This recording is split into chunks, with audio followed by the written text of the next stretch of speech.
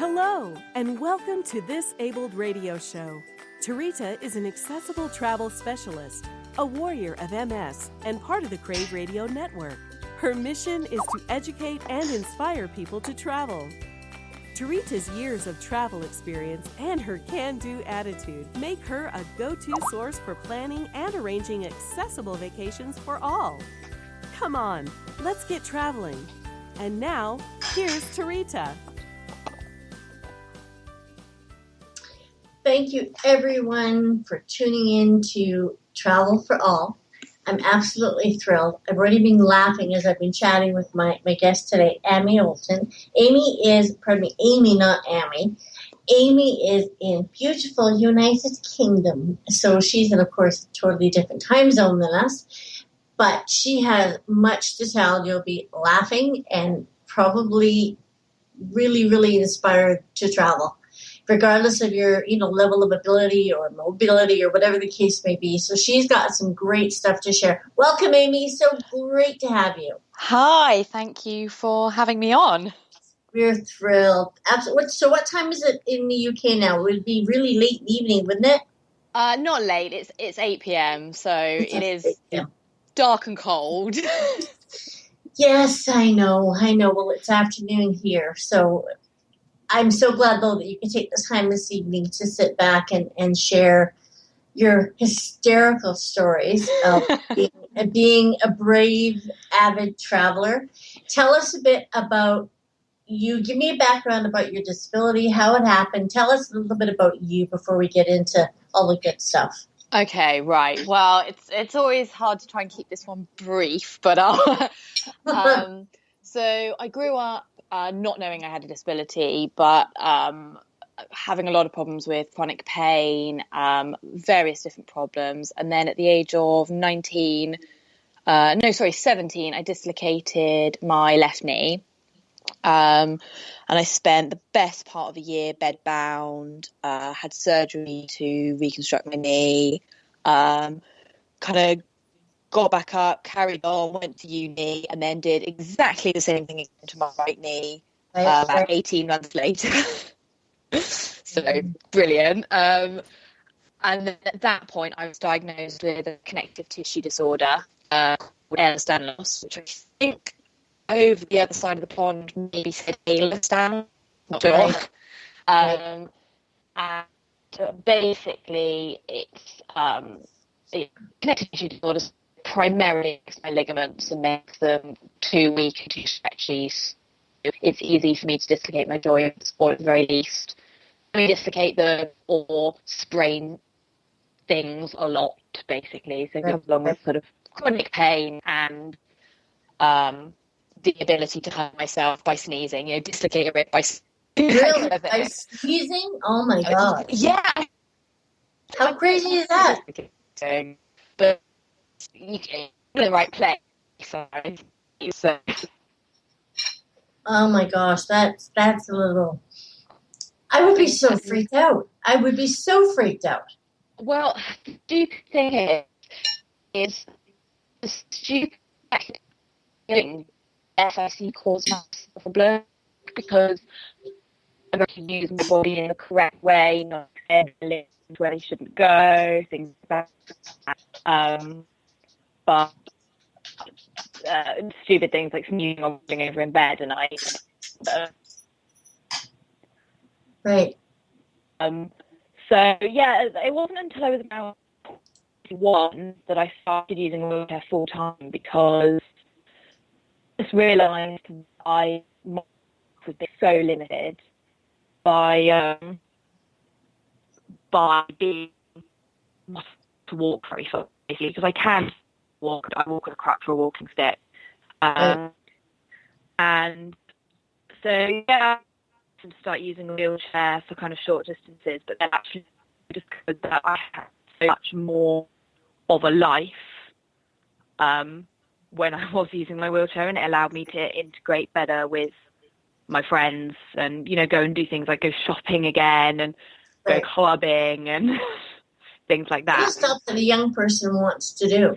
Yeah, exactly. And things that I actually really had not been able to do for a good few years. I managed to continue on with university, but I mean, I was in a position my first year of uni, I remember getting the bus back from my university to my halls of residence, and it was probably only a 150-meter walk across the road, but I was in so much pain and so tired that I decided to ride the bus 45 minutes up to the main university campus, back round, just so it dropped me on the right side of the road outside my halls. Gosh, I know. Yeah, so that's the place I came from, and then after uni I had to go back home to my mum's to have more surgery because basically the knee reconstruction, or my first knee reconstruction, had failed. So they wanted to operate on me during uni, and I said, no, come on, you did this during my A-levels, during my first year of uni. Give me a chance here. For everyone who doesn't know, uni is university. Oh, right, yeah, same as I'm born in England. I know what uni is. Yeah. In case everybody listening doesn't know what uni is. Right, yeah. So it's the same. You go there age 18 to 21, same as American college. Right. And then, so then I kind of was in a position back at home, being cared for by my mum, really not being able to do anything, having very little self-confidence in my ability to do anything. Right. And then I went on a rehabilitation stay in a hospital in North London for 3 weeks. And that kind of turned my life around in a lot of ways, actually, because it just taught me how to manage and deal with having a condition, which it's not treatable, but it is manageable to some extent. Yeah, exactly. We learn to sort of deal with the curveballs that life's thrown our way. Exactly. Totally understandable. So, of course, you being brave and living with chronic pain and having issues with mobility and walking, etc., you decided to travel the world.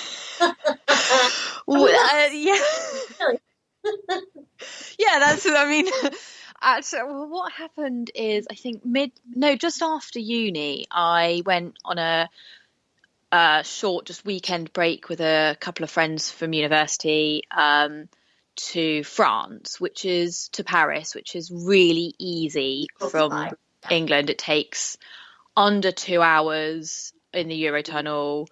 Right. It's not too foreign, it's not that different kind of thing. Yeah, exactly.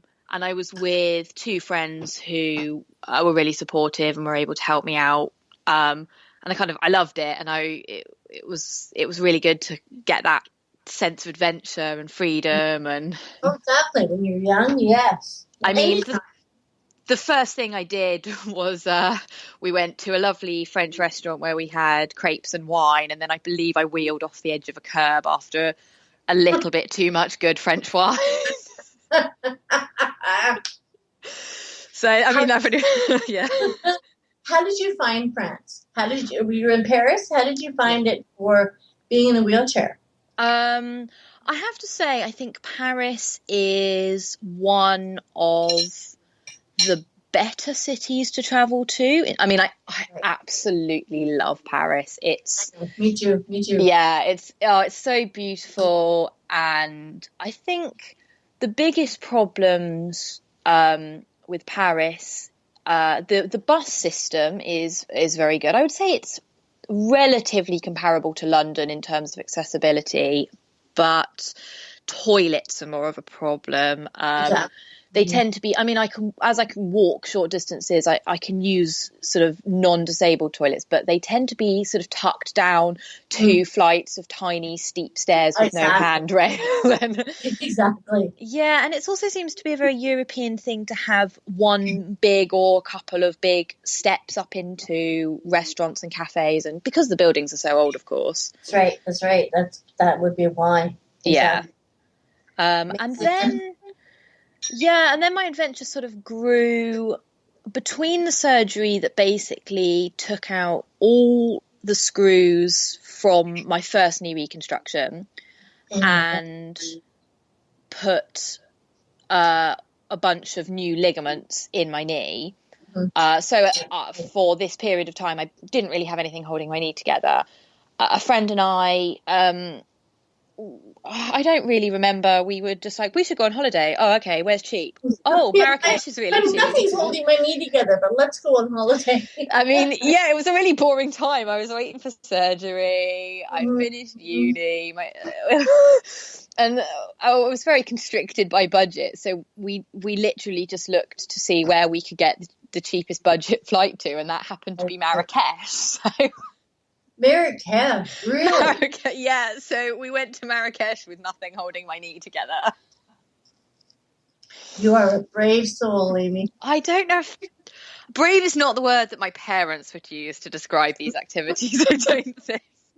No, of course they would use they would use something much different. Yeah. So how was Marrakesh when you went? What was that like? Not at all accessible, I think. No, I know. No. Well, I mean, the good thing is there's the central square there.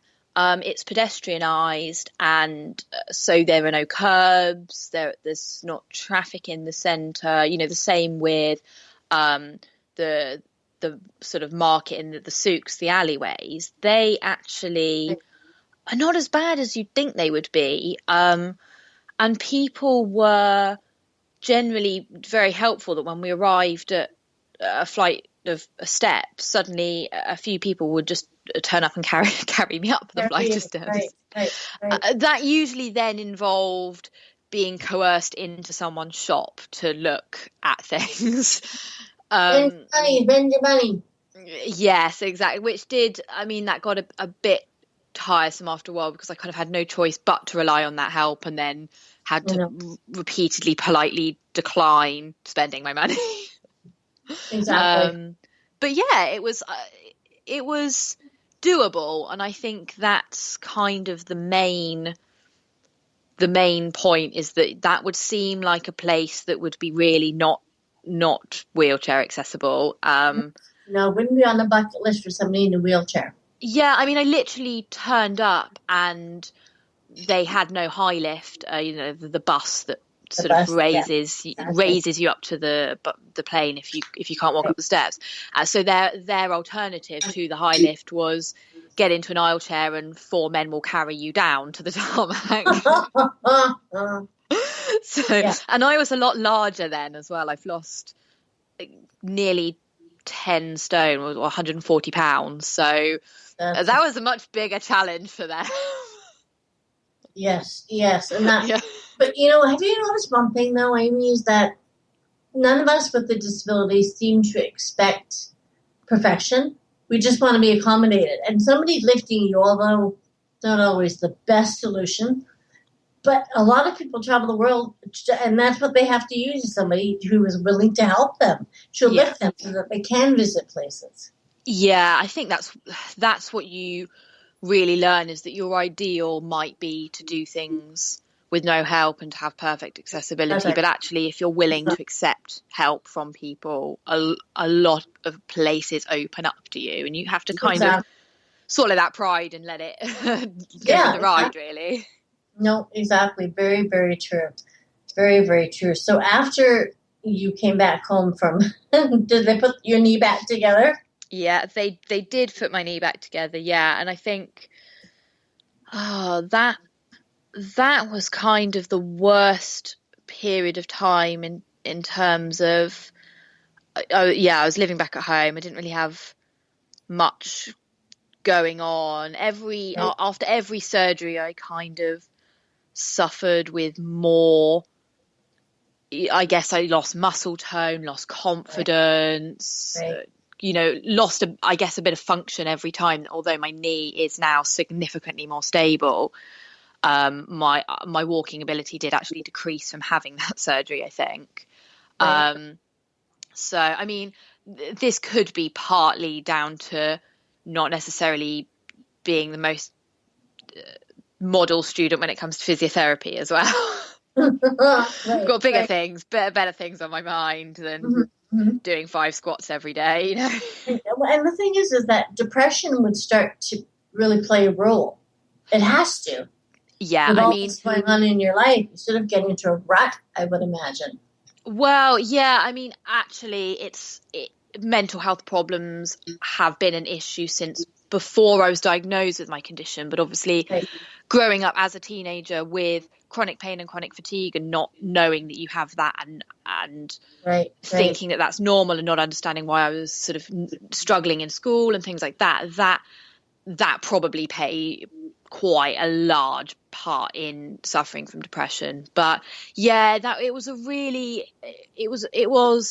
a low time once I'd got through the hurdles of surgery, and those I coped with quite well. I just, because I knew I had to do it, I knew it was for the best. And then I kind of got through that and I was like, what now? Like, I'm living at home, I'm 22, 23, my mum's my carer.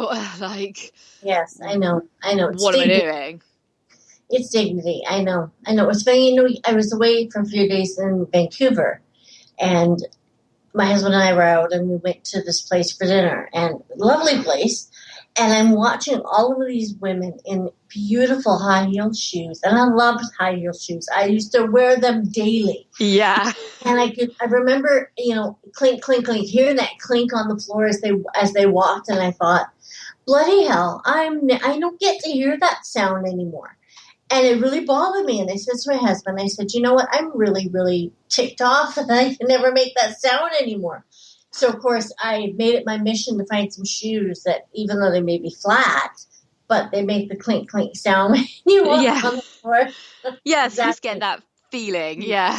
Exactly. Just so you feel like you're not completely left out of things. So, well, I went the opposite way, and my friends, I think during that period actually bought me a pair of shoes that no human being could ever walk in. They are so ridiculously high, but I don't need to walk in them. I have to take them off just to transfer to the toilet because I literally cannot wait but there. You look good in them. You look good.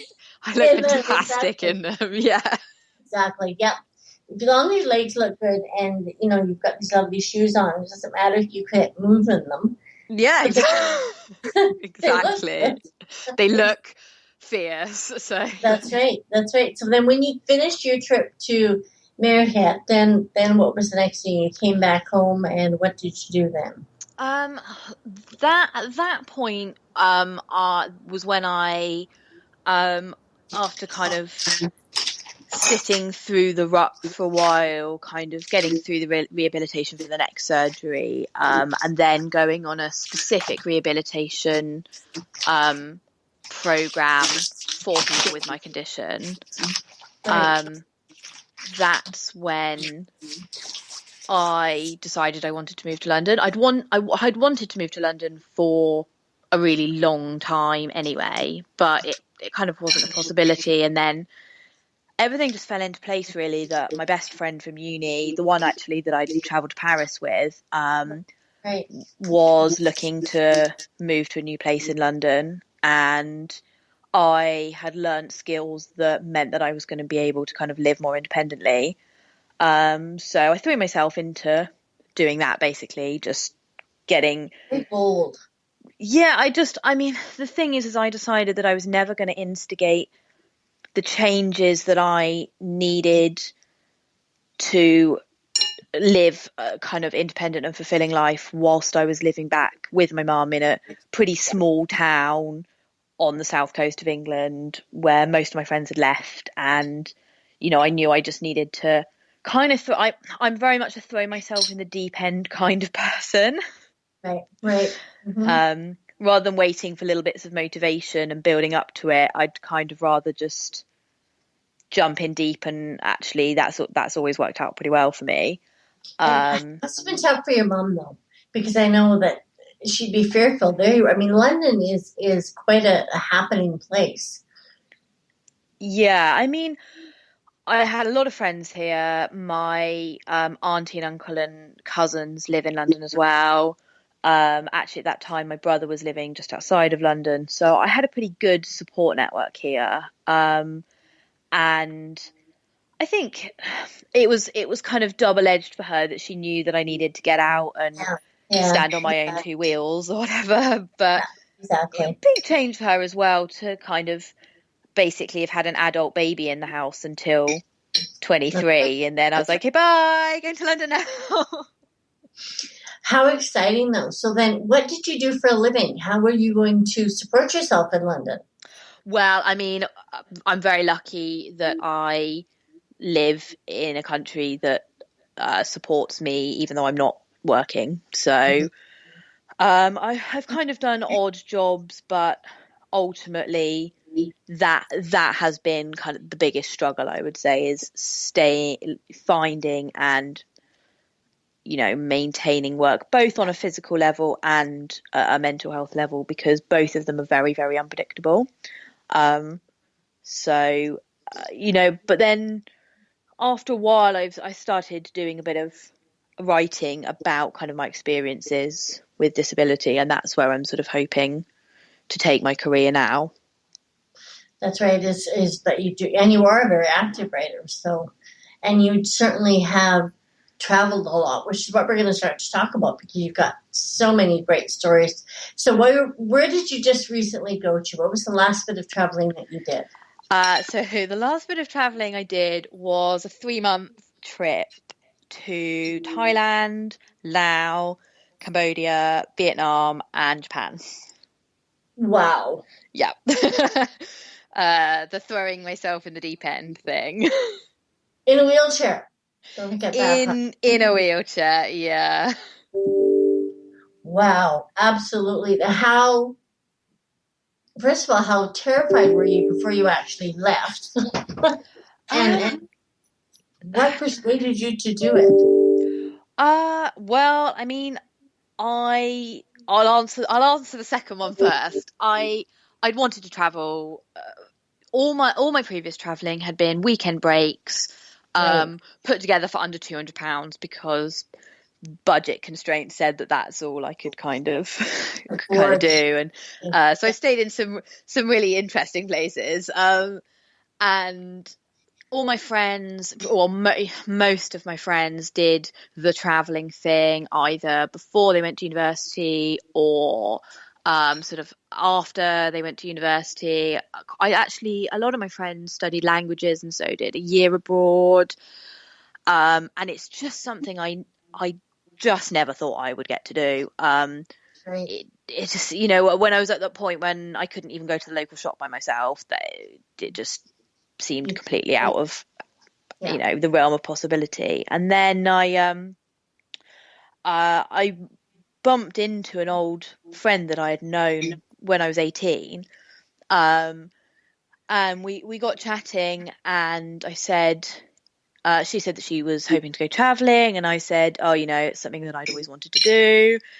And she said, well, where do you want to go? And I said, well, Southeast Asia. And she said, well, that's where I'm going. We should just go together. Oh, wow. And I was like, you are crazy. Bad. Mm-hmm.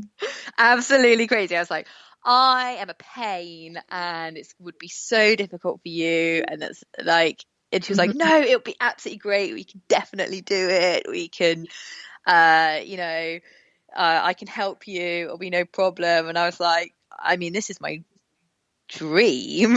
And it got delayed quite a few times. Things kind of got in the way, and it wasn't the right time for her in terms of doing work. And eventually 2 years later, it did kind of fall into place. What a supportive friend. Absolutely. Well, she's either supportive or crazy. Yeah, pretty much. She's a bit mad. Yeah, bit of both, maybe. Everyone should have a mad friend. Yeah, she's absolutely fantastic. Then you decided, all right, fine, you're going. So tell us about the process of you deciding that in your wheelchair you were going to travel to Southeast Asia. Well, I mean, the first thing I did was Google Southeast Asia in a wheelchair, and I've literally never seen so little come up on Google. Very little. It was like a black hole. It was, and so I spoke to a few people that I knew that had travelled to that part of the world, and they said, well, no, that's not accessible. You're going to struggle. And then I went into like a big travel agency here, and they said, not sure that's really going to be a good idea. Have you thought about going on safari to Africa where you could kind of just ride in the back of a Jeep? And I was like, no, don't want to do that. Going to Asia. Yeah. So, I think the main things we had to think about, because my friend wanted to go for an extended period of time, and I could only go for 3 months. So I was going to meet her out there after she'd done her first leg. So the initial issue was, how on earth do I carry 3 months of clothes, etc., on the back of my wheelchair without tipping over? Exactly.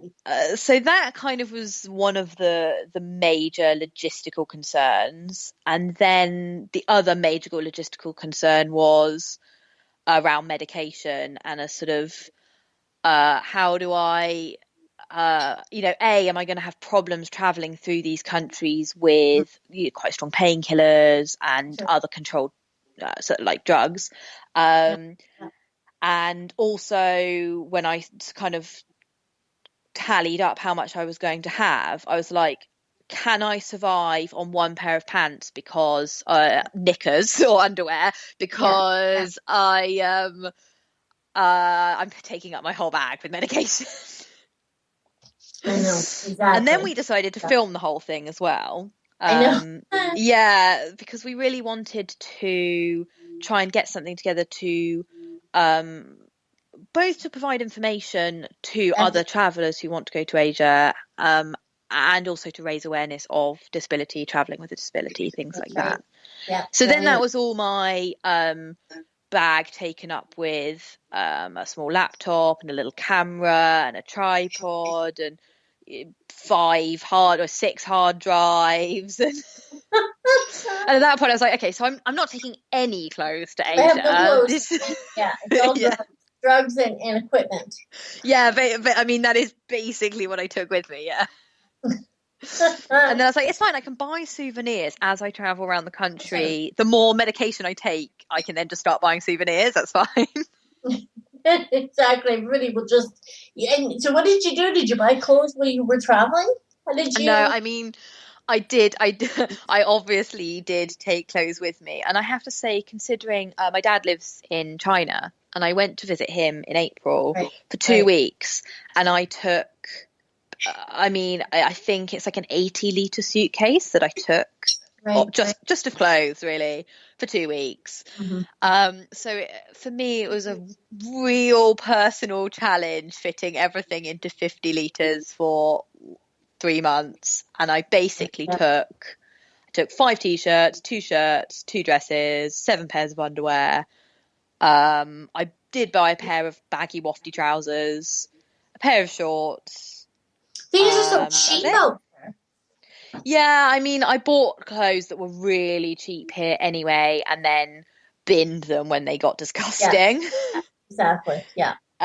Laundry is really easy and really cheap out there. You just hand a bag of laundry over to someone, they weigh it, and then you get it back clean 2 hours later. It's brilliant. So folded, pressed, everything. Yeah, it wasn't a problem like laundry wise until I got to Japan, and I'd gone from 40-degree heat to 40 centigrade. I don't even know what that is, but really, really hot to really, really cold in Japan. And at that point, my shorts and t-shirt were not going to suffice. No, I did have one pair of jeans with me, and I intended to put thermal leggings on underneath my jeans, but unfortunately the sort of high carb, high oil, high beer diet over the last 2.5 months made it hard. There was not room for thermal leggings under my jeans by the time I got to Japan. What did you find when you were traveling? What did you find, would you say, was the most problematic thing? What did you find was most problematic? Oh, most problematic. I think probably transportation. And I would say that probably applies to most places that you go to, because with the exception of kind of big European cities, and I mean, I've been to New York, but even there, actually getting from point A to point B was really challenging. But I've been on every kind of transportation that you could imagine now. I've tuk-tuks, trains, buses, lots of minibuses. And the minibuses, I mean, the bus is not full in Southeast Asia until there's 3 people to every 2 seats. There's someone sitting on a stool in each aisle space. There's a sack of rice on everybody's lap. So actually, the real problem, which we encountered again and again and again, was where on earth do you put a wheelchair that doesn't fold? Because I've got a very compact but non-folding rigid wheelchair. So the wheels come off, but the frame doesn't. The frame is the size that the frame is. And there's no spare seats. There's no luggage space. Certainly, if you're on a minibus, and actually, even if you're on a big bus, they've generally sold the luggage space out to put a motorbike or a sack of chickens in or something. So, yeah, that proved to be really difficult. And on some occasions, people asked her. Sometimes they just tossed it up onto the top of the bus, and luckily I'd taken a 4-pack of bungee cords with me, and it got sort of secured on, and you get on the bus and you think, I really hope that's still there when I get off at the other end. Oh gosh, I know. But so then when you talk about actual transportation, and I think that everyone who is disabled will say the same thing. The biggest thing that I think needs to change is the airline industry. Yeah, I mean, when you go to countries like Thailand and Laos, you have to expect that you're going to be getting on, if you're getting on a local bus, that of course it doesn't have a wheelchair lift, and that's that. Right. But I really think it's quite appalling just how bad the aviation industry is for disabled people. Compared to the Eurostar, where you have a ramp up to the train, you stay in your own wheelchair. They actually give you a complimentary upgrade to first class because that's where the wheelchair space is, which includes use of the first class lounge, which is great. The toilets are accessible, whereas if you're a wheelchair user flying at the moment, you're expected to transfer into a seat. You can't use the toilet. And it wouldn't be hard to provide a wheelchair space on aircraft. No, it wouldn't. And that really is something that I hope really, really starts to resonate within the airline industry, that it's really, really unacceptable. So, and I think it's terrible. I mean, just the bathroom usage alone. I mean, fine, if you're going to have to transfer to a different seat, fine, we can accept that. Yeah. But when you can't use the loo for your entire flight, I mean, you can only wear so many padded underwear. Yeah, I mean, it rules out long-haul flights for people with severe disabilities, which is such a shame. But actually, I had a really, really bad experience off the aircraft as well. I had a layover in Abu Dhabi, and it was three and a half hours, something like that. And when I arrived, they did a pat down, and my feet were very, very, very swollen. And they interrogated me as to why are your feet bigger? What's happened? And I was like, that I'm disabled and I've been on a plane for 12 hours. That's right. Really weird. And then eventually they let me in, but they didn't give my wheelchair back to me. And they refused to lend me a wheelchair. So they basically wanted me to just sit on this hard seat in this little area for 3.5 hours. And apparently that's their policy, that they don't give your wheelchair back to you unless your layover is over 8 hours. So I was really appalled by that treatment, actually. You tried talking to them and they wouldn't. I tweeted at them whilst I was sitting there, and said, you need to get someone down here to lend me a wheelchair. You're lending baby buggies to people with young children, but you can't lend me the thing that I need for independent mobility. And then I wrote them a proper complaint, and they basically sent me a sorry, you're not happy, but this is our policy. That's right. Email back. So yeah, that was. But I don't want to put people off who are traveling, and because you hear horror stories about wheelchairs being damaged, and Right. all I can say is I have arrived in every country in one piece. My wheelchair has arrived in one piece on all but one occasion, and Right. it is doable. But it's, I would say, probably the most stressful part about traveling with a disability, actually.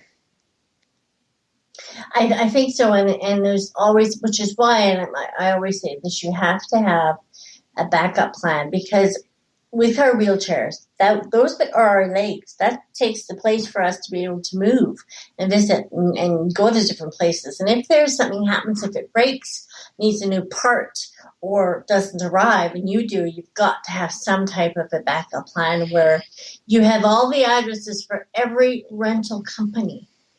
Yeah. You need to know that. I mean, yeah, I honestly think if I had arrived in Asia, obviously because it was a long trip, I would have had a lot longer to resurrect the situation, but it probably would have ruined my trip because I could have gone and bought a very cheap bog standard transit chair, but I think that would have made what I did very, very challenging compared to the wheelchair that I can push myself and kind of be relatively active in. So your wheelchair arrived without any problem, typically? Yeah, there's only been one time, which was when I flew to back from Berlin, so it didn't ruin my holiday because it was as I got back, and that was a problem with, I think, one thing I would say, I can't say I follow my own advice. I intended to, and then sort of ran out of time, is if you have a wheelchair that has any kind of complex mechanisms on it, is put some kind of picture cue attached to it of how it folds or the brakes unlock, or because otherwise you will get someone just sort of, I mean, actually, I did come home and my handlebars that, for an attendant helped push me, they've come back kind of wonky. But I don't think that was actually from flying. I think that was from one of the many times it got crammed in a space in a minibus. I mean, sorry. No, you go ahead. Go ahead. Well, I was going to say, I'm not even sure how many flights, but maybe 8 small, interconnecting flights, maybe even 10 around Southeast Asia, and absolutely no problems. Always got my wheelchair back in one piece, ready, waiting for me. People had to help me. Yeah, I mean, that could be true. Yeah. You're lucky. Do you know Corey and Corey's just traveling in Iceland at the moment? No, I do not. He's a writer as well, and he's very much an advocate. It's Curb Free with Corey Lee. And he's just sent me a message that he's arrived. He arrived in Iceland with his wheelchair completely broken. So, and he says, this is a nightmare. This is probably the worst thing that's ever happened to me. So we're scrambling, and I think now he's actually managed to get things sort of sorted out. But that happens. I hear about that all the time. Is that yeah? And I mean, I did receive my wheelchair at that time from Berlin. I did. My wheel got completely bent out of shape. So yeah, it's a real problem, and it's kind of appalling that better care is not taken of essentially someone's legs. So exactly. That's really what it is someone's legs. So I agree with you on that. So you managed to get the wheelchair and everything arrived. And so give us about your itinerary a little bit. Where did you go? What did you start doing, et cetera, et cetera? Okay. Well, I'm going to get my map of Asia up here. Get your map. Yeah, because you'd think I would know it by now, but it all blends into one eventually. That I've had so many people come up to me and go, "What did you do? How was it?" And I'm just like, "Oh, it's so much. Where do I start?" Exactly. But I flew into Bangkok, and instantly kind of feared for what I'd let myself in for, because the combination of being tired, having feet that were so swollen and remained swollen for pretty much the first month of my trip, to the point that Steph, the girl I was traveling with, wrote a little song about my feet, which goes something along the lines of sausage feet, sausage feet. It's oh boy, everybody's gonna have a friend like that. I mean, yeah, you know, if she's supporting me to do this kind of thing, if she wants to sing a song about my sausage feet, that's fine. Yeah. So Bangkok, funnily enough, actually, my opinion changed on it because I flew into Bangkok and out of Bangkok, and the second time around it seemed a lot more accessible, but I think that was because I was then comparing it to the other countries. But when I first arrived, I was just the curbs were massive, like I couldn't get myself on and up and off them myself.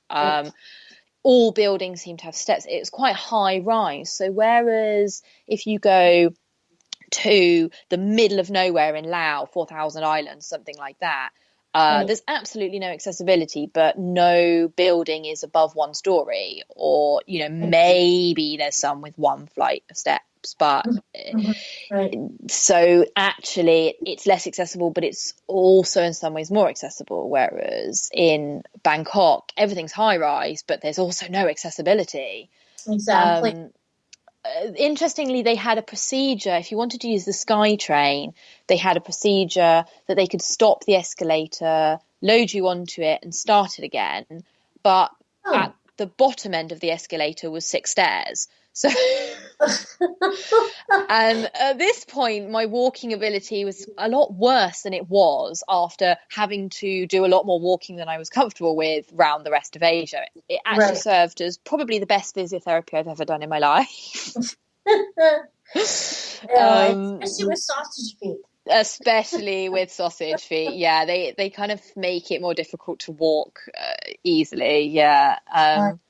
So we quite quickly headed to the north of Thailand because we were just hitting the end of monsoon season for the island, so we didn't want to risk going south and it raining whilst we were sitting on the beach.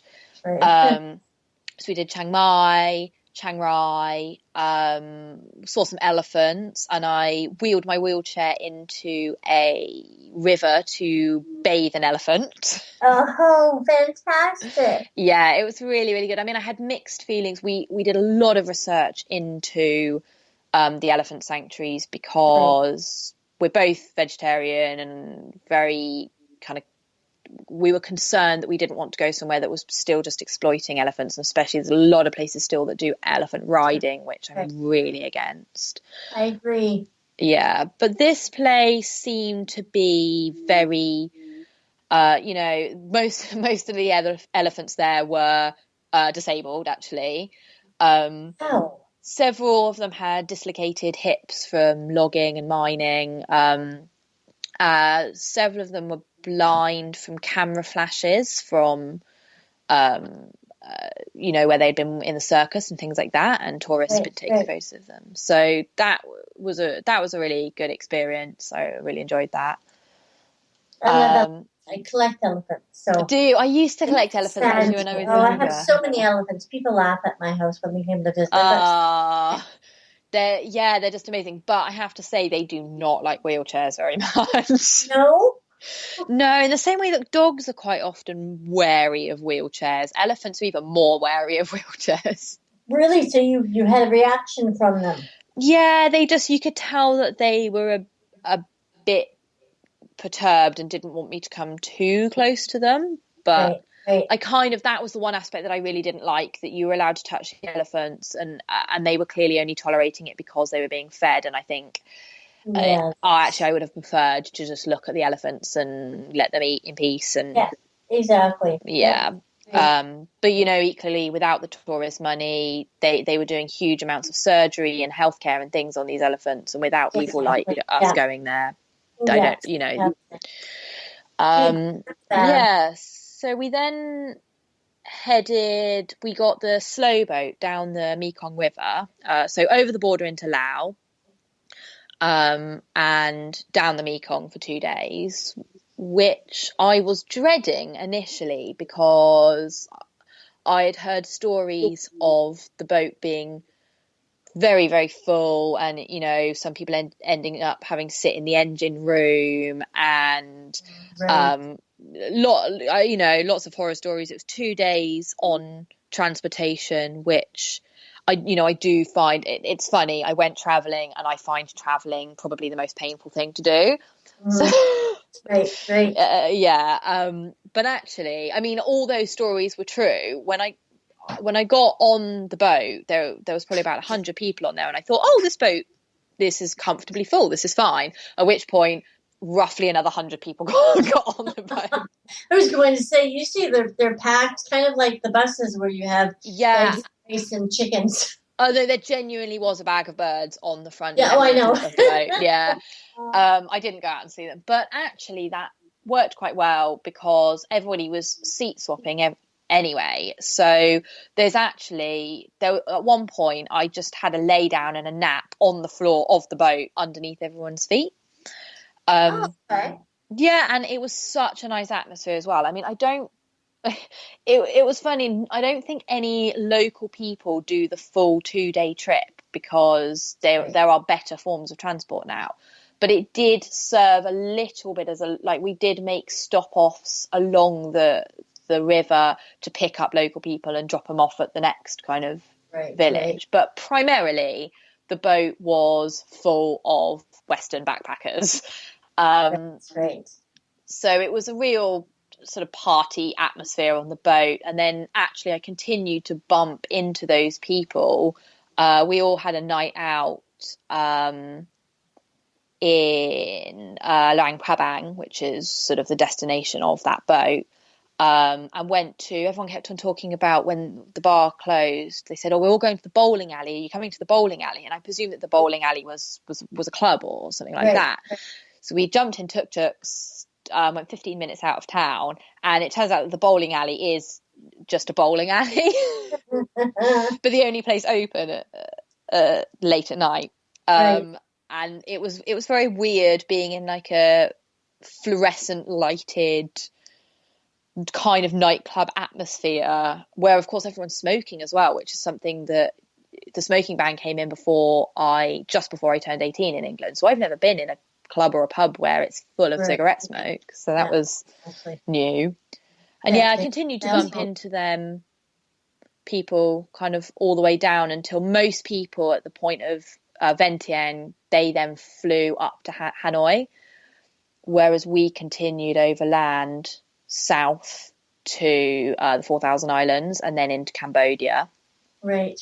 Then what would you say, it's fantastic, what would you say is the most accessible country that you visited? Japan, without absolutely, there's nothing comes close. I think the thing that makes it really primarily the most accessible is the fact that the entire transportation system, from what I could tell, was accessible. Right. It's buses, trains, the cable car, everything. Sometimes, we went into the sort of near Mount Fuji to Hakone, and it's very rural there. It's beautiful, and you get on this romantic hill train, which actually it goes up such a steep mountain that it has to do switchbacks so it goes up one way and then the conductor and the driver, they get out and they run along the platform to swap ends, and then they continue to zigzag back up the hill. And I looked at this train which had 3 steps up to it, and I thought, okay, right, fair enough, I found something that's not accessible.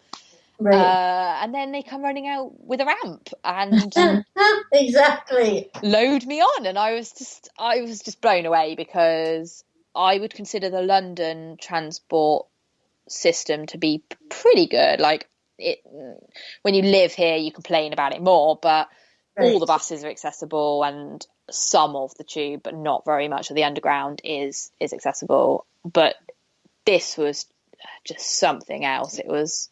Yeah, Japan. I've researched, and it's been a long time since I've been in Japan, but I'd like to go back now that I really have a permanent disability. And people rave about the work that they're doing, and totally different from what even in countries like America or Canada where we have, and the UK where there's legislation that says that you must be accessible. They are amazing. I completely agree. Absolutely. Yeah. What did you do, Amy, on your trip that you really didn't think that you would? Like, while you were away, what did you do that you thought, oh my God, I never thought I'd be doing this? I think the two things that really obviously stand out in my mind is it's very, very common to rent motorbikes all through Central Southeast Asia, and not having the balance to even stand on my own 2 feet very efficiently, that obviously was out of the question. But certainly through Thailand and Laos, and maybe Cambodia as well, they have sidecars on their motorbikes, which they're basically used for deliveries. It's just like a little metal frame. So I went to the motorbike rental place that was next door to our hotel or guest house, and I did a little mime for I want to rent a motorbike with a sidecar.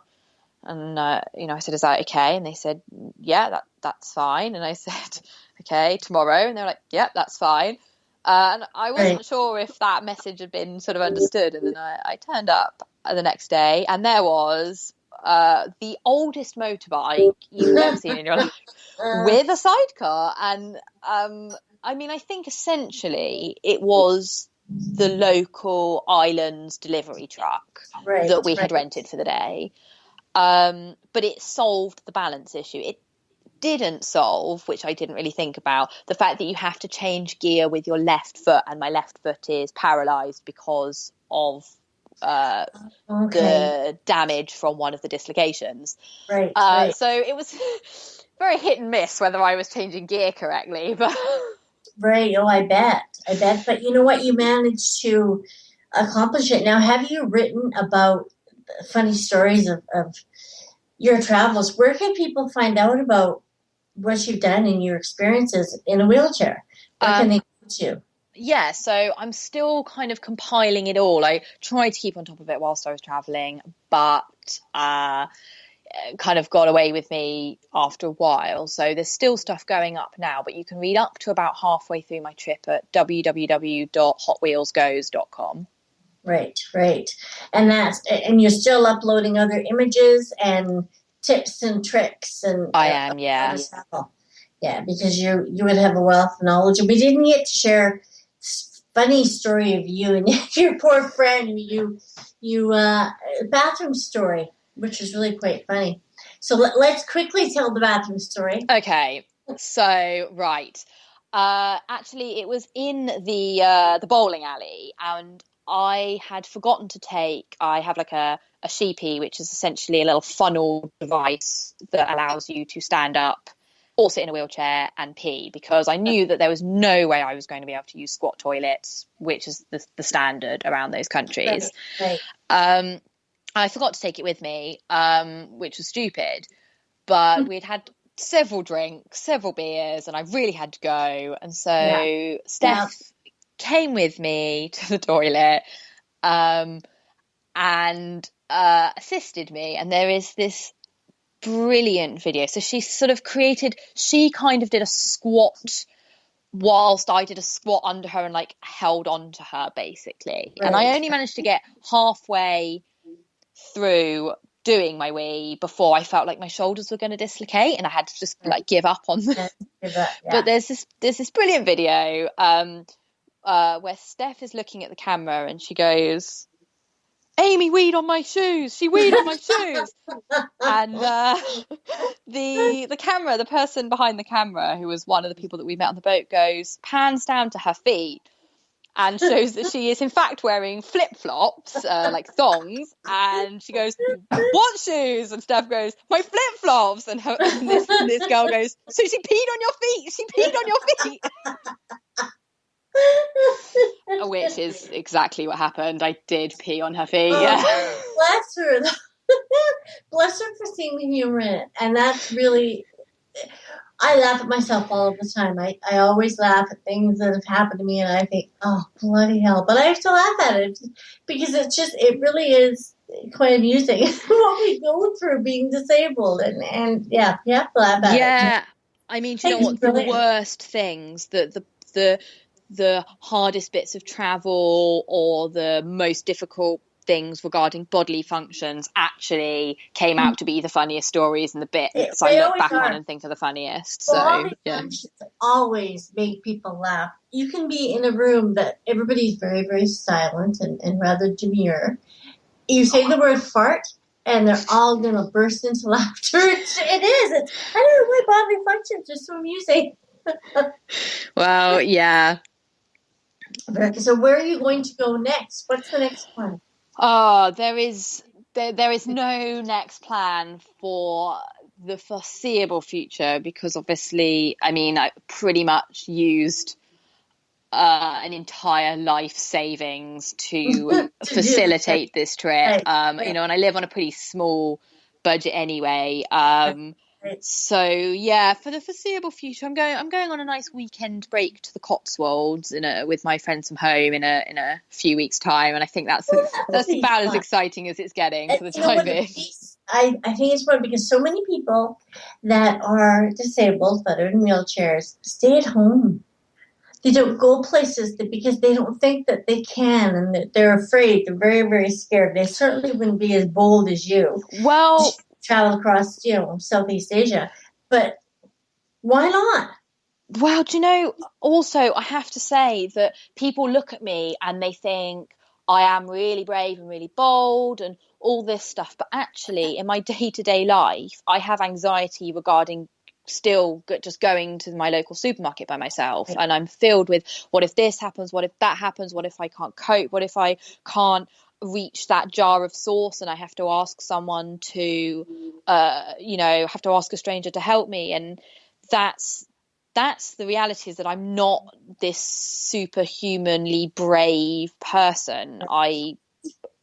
It's just that I overcome it. I become almost a different person when I go traveling because I enjoy the challenge, and I also go with friends who are very, very supportive and able to help me out. Well, but like pee on them, for heaven's sakes. Yes, I don't think she did that by choice, but she took one for the team there. Yes, she did. Yes, she did. You've got to give her kudos for that. That's amazing. Yeah, brilliant friend. I know, absolutely. But you're right. Just everyday tasks can be really, really quite daunting. I know for myself that, because I no longer drive, so you have to ask somebody, can you guys take me? I've got to go here. I've got to go here. I've got to go there. And you feel like really, really like you're a real pain in the ass, which you don't mean to be, but that's just how it is. So I think that, traveling it is something that, everyone really should do, regardless of your ability or mobility or whatever it is. It can be done. And there's so many of us that are really saying, okay, this is such a great world. Let's get out there and see it. And they're doing things like you, where you just in a wheelchair, off you went, and paired up with your friend and went to places that I know for a fact are really not accessible. Yeah. And yet you did it. And I think that's fantastic. And so people can reach you at www.hotwheelsgoes.com. Yep. So I guess you must be Hot Wheels, Amy. Yeah, it ended up, I think that was actually a nickname that was born on that first trip to Paris, actually. Hot Wheels, yes. I think it totally suits you, though. Yeah.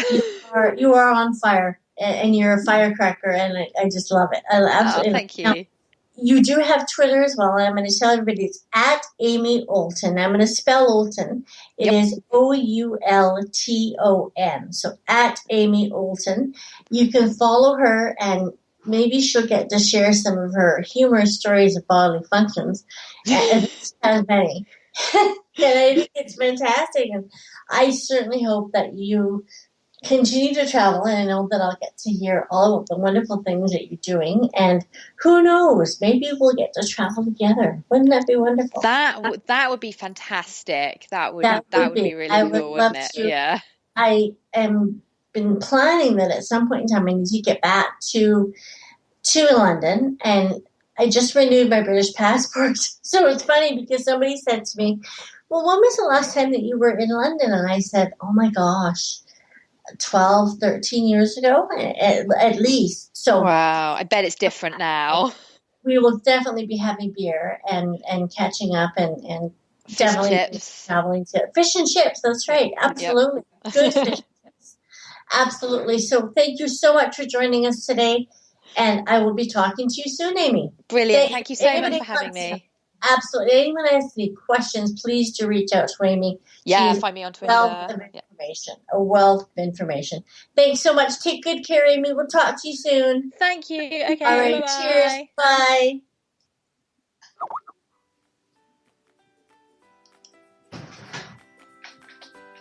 Thank you for joining Tarita. I hope that you are inspired to see our magnificent world. Remember, 20 years from now, you will be more disappointed by the things that you didn't do than by the ones you did do. Reach out to me for your travel desires. www.taritastravelconnections.com. Until next time, happy traveling!